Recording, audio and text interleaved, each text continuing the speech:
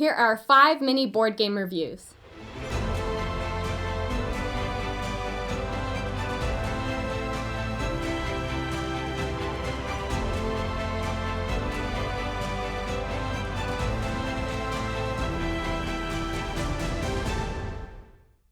Alright everyone, welcome back to After Evenfall, a channel all about inspiring you to embark on adventures from home. Today we are going to go over 5 board games that I've been playing recently and what I think of them. So let's get to it. Alright, so board game number 1 that we've been playing a little bit more lately is Cascadia by Randy Flynn and published by Flatout and AEG Games. So this is a tile drafting and placement game where you are drafting tiles and tokens together and you are building out your little ecosystem. There are various biomes on the tiles, and then there are also a few different types of animal tokens that you can take. There are like foxes or elk or bears or I don't know if it's hawks or eagles, one of the two. And then fish as well. And then at the top of your play area, you will have objective cards listed. They'll say things like, if you want to get a certain amount of points, you need to have X amount of elk in a row in your tiles, so they all need to be connected in one straight line. Or if I know that there's a card for bears where they have to be in sets of 2 next to one another as you're placing them. So on each of the tiles, they'll have a portion of them designated to certain ecosystems, and then they'll have symbols of certain animals on them. Those symbols represent the animals that can be placed on that tile. And then the ecosystems can be totaled up at the end of the game for extra scoring. Sometimes you'll get points for largest ecosystems or for ones that are most continuous, things along those lines. It is a very puzzly game. So if puzzly games are not your thing, I would not recommend Cascadia to you, but if you do like puzzly games, this would definitely be the game for you. This game is really good for people who like math and calculations. It's kind of got similar vibes to Calico, where you kind of have to preemptively decide what you're going to be going for, but at the same time you have to be willing to adjust should the tiles that you're seeking not be laid out in front of you. The quality of the tokens and of the tiles is really high in the copy that I have. They're linen finished cardboard pieces, and then they're also, the animal tiles are wood. The game itself is very beautiful. I love the cards. I love the art style. It makes me feel like I'm in Yellowstone, and I love that. I think that's really fun.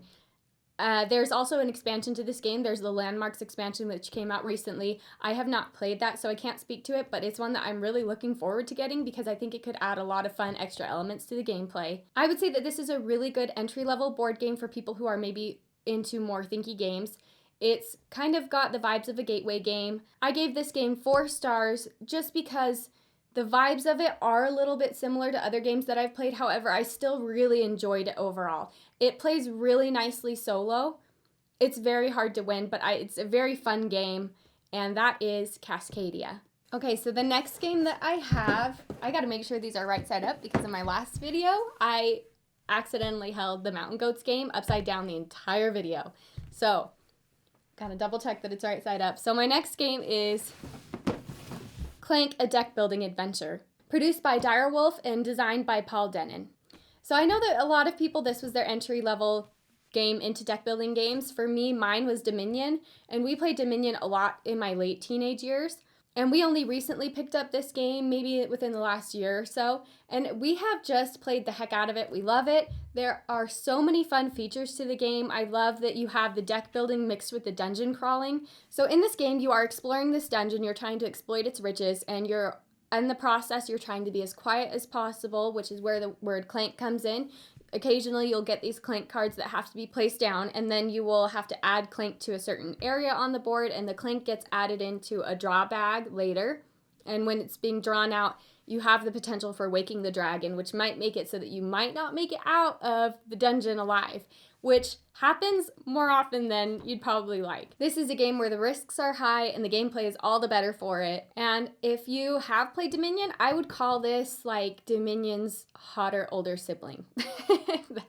I know that's kind of a weird way to say it, but it's so much fun because you have the deck building elements similar to Dominion, but then you also have this board laid out in front of you and you're trying to go down deeper into the dungeon. You're trying to get these like crowns or there are some extra points that you can gain down there from the treasures, and you're all the while trying to get out, and it's just, It's so fun. It kind of sets you on edge the entire game. You're like, am I going to get out? Am I going to get out? Am I going to get out? And then once you make it out, and if no one else is out yet, you're like, oh, are you going to make it out? Are you going to make it out? Are you even going to be able to total up your points very well? Like, and it's just such a fun game. It's so enjoyable to bring out with a ton of people. We have played it at 2 players and we have played it at 4 players. I will say it goes a little long at 4 players, but it's still really fun to play.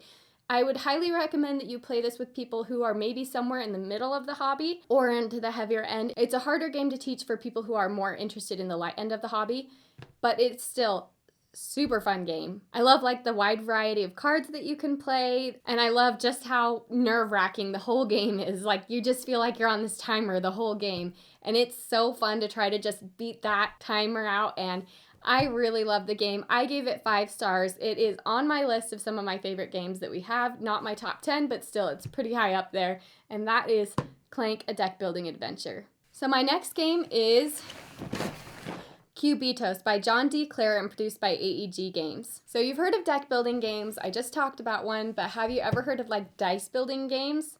So it's not literal, but in this game, you are, instead of like drafting cards and buying cards, you're buying dice to add to your pile. So instead of having like a deck that you're trying to buy into, you've got this dice pile that grows and grows and grows. And you roll the dice to try to earn more money. And the entire premise of the game is that you're racing. So you're going around this map trying to get as far ahead of your competitors as possible, and all the while you're rolling these dice to buy these effects that buy more dice that might make your effects go further. It's a super fun game. It puts you on edge kind of the whole time. You're just like, oh, am I gonna win? And I love the comedicness of it. Like, the cover's really funny. The little cards are really funny as well that you set out on top of the buying sections where you're purchasing your die from. The board is very comical, and I love that there's a huge variety of ways that you can play it. So they give you like a base set of cards that you would play for a standard first game, but then they include like this massive deck of extra cards that you place around the board to represent your die throughout the next few games that you play. And there's a lot of alterations involved. You can change up your cards to change up the amount of die that you have, and it's one that my husband loves it probably more than I do. I like it a lot. I don't love it as much as he does. I gave this 4 stars. He gave it 5. And it's a super fun game. I would highly recommend it for those of you who are really directly competitive. Like, if you're really trying hard to mess other people over or hate draft or things like that, this is a really fun one. And it provides you a little bit of like engine building as you're adding these dice to your board and you're shifting them over and you're using some to do certain things and some to do other things. It is a very loud game because everyone rolls die, and and you're rolling a ton of them, so it's super loud across the entire board, and everyone always gets rowdy playing it. I highly recommend you playing it at a higher player count just so you can get more people engaged. It's very engaging, like very engaging. People get very into it, and that is Cubitos. Okay, so I know I just talked about the last game being a dice builder. It's kind of like a pile builder, I guess I could say.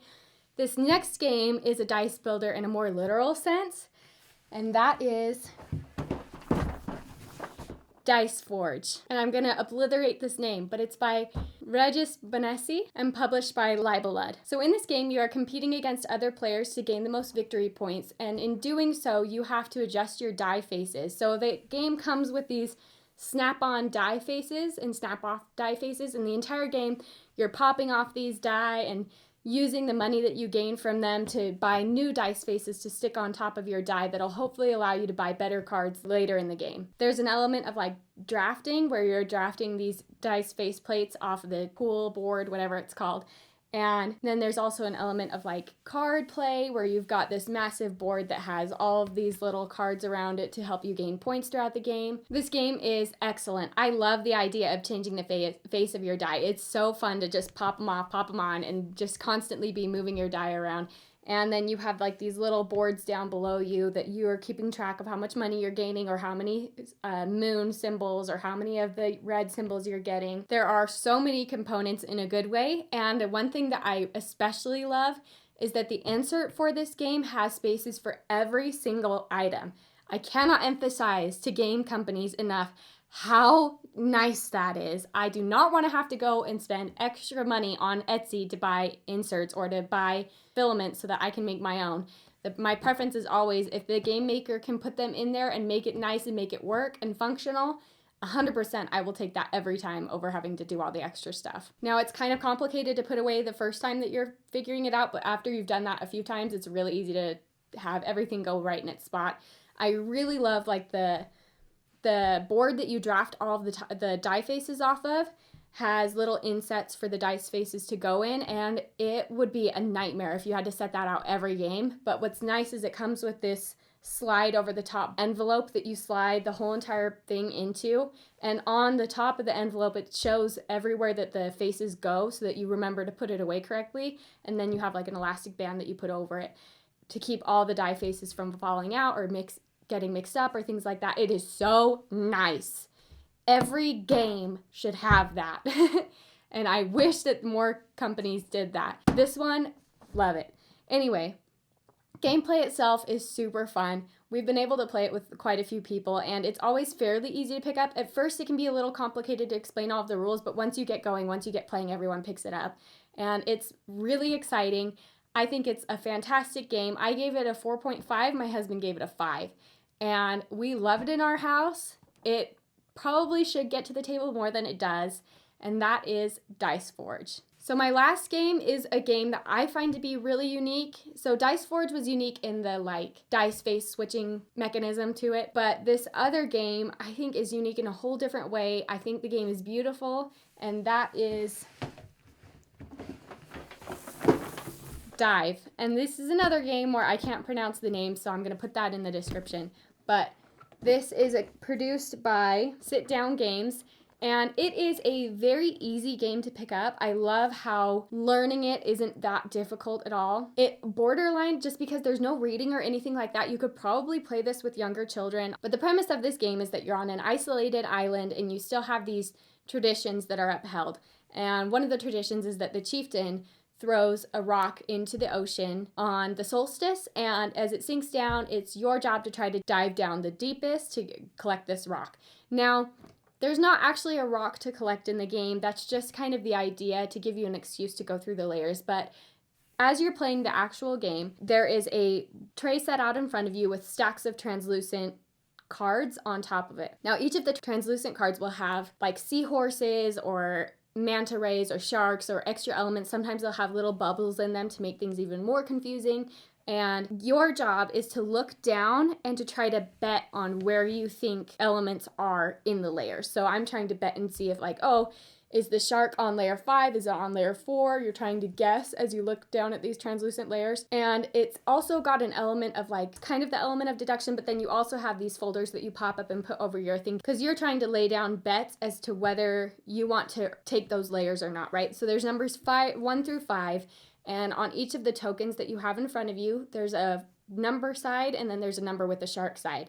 And when you put the number with the shark side face up, you're indicating that that's the layer that you think that the shark is on. And in order to pass through that layer, you have to have the shark flipped up. If you don't have the shark, you're not allowed to dive any deeper because technically you've been attacked by the shark. And meanwhile, the numbers on the tokens indicate the level of betting that you're doing. So if I put a 5 down on level 1, because maybe there's a manta ray or something on it, and the manta rays help you to dive deeper, then if someone else bids a 4, I get to take that translucent layer and I get to score it as under my points, and I get to move my guy down the track. The game is really easy to learn, like I said, and it is stunning, and we are guilty of, it's not cheating, because I'm pretty sure I saw somewhere that they said it's okay, but we are guilty of getting our phones out and flicking on the flashlight and sliding it underneath the tray to try to see where everything is in the layers.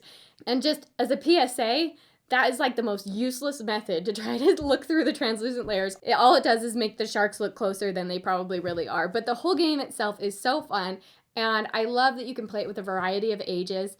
It's, like I said, very beautiful. It's very thematic, and it upholds, like without the theme, there would be no game. It totally follows the theme very nicely. I did give it a 3, not because I didn't like it. I do like it a lot. I just tend to like heavier games a little bit more so. It's still a good game. It's not my preference game. I probably wouldn't dig it out unless I'm playing with people who enjoy on the lighter side of the spectrum. The quality of the pieces is very nice, and like I said, I have never seen another game like it. It is just, I know I keep saying it. I've said it a million times now. It's a phenomenal game, especially component-wise.